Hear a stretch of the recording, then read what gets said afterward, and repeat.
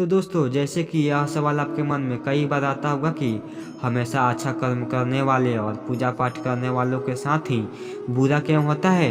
अगर वहीं कोई बेईमानी करता है और लोगों का गलत करता और गलत सोचता है तभी उसकी बरकत होती है। वहीं सबके साथ अच्छा कर्म करने वाले और भला सोचने वाले के साथ बुरा ही होता है। यह एक ऐसा प्रश्न है जो हर किसी के दिल में आता है। तो आज हम आपको इस कहानी के माध्यम से बताने वाले हैं।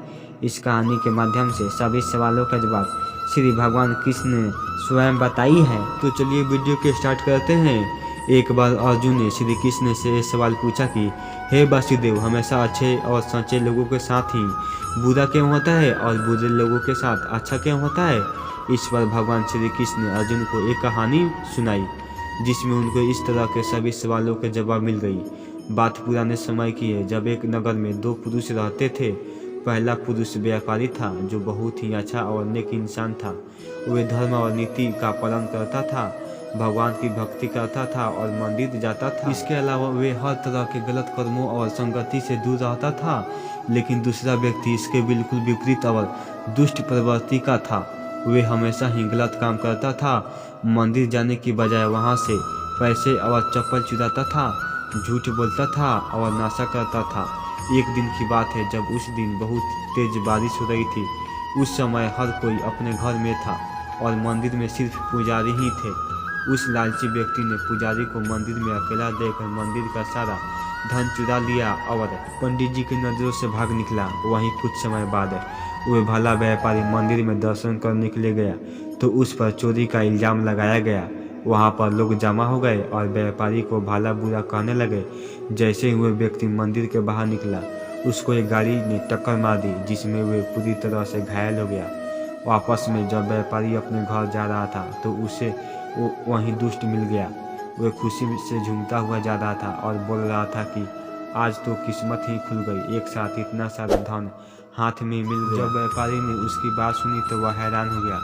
उसने घर जाते ही घर में से मौजूद भगवान की सारी तस्वीरें निकाल दी और भगवान से नाराज होकर जीवन बिताने लगा। कुछ समय बाद दोनों ही व्यापारियों की मृत्यु हो गई और वे दोनों यमराज के सामने गए तो उस व्यापारी ने नाराज होकर स्वर्ग में यमराज से प्रश्न किया कि मैं तो सदा ही अच्छे कर्म करता था, जिसके बदले मुझे अपमान और दर्द मिला। इस अधर्म करने वाले दुष्ट को नोटों से भरी पोटली आखिर क्यों मिल गई।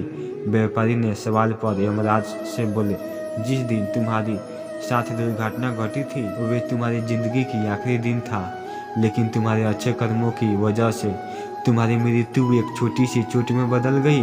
वहीं इस दुष्ट को जीवन में राजयोग मिलने की संभावनाएं थी, लेकिन इसके बुरे कर्मों के चलते वे राजयोग एक छोटे से धन की पोटली में बदल गया।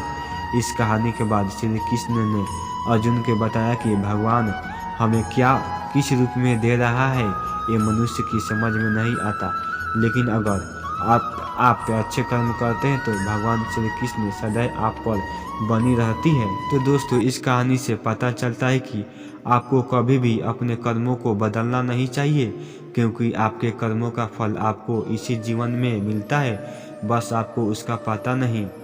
तो दोस्तों, यह कहानी आपको कैसा लगा? यदि यह कहानी आपको अच्छी लगी है तो एक लाइक और चैनल को सब्सक्राइब अवश्य कीजिएगा। धन्यवाद दोस्तों।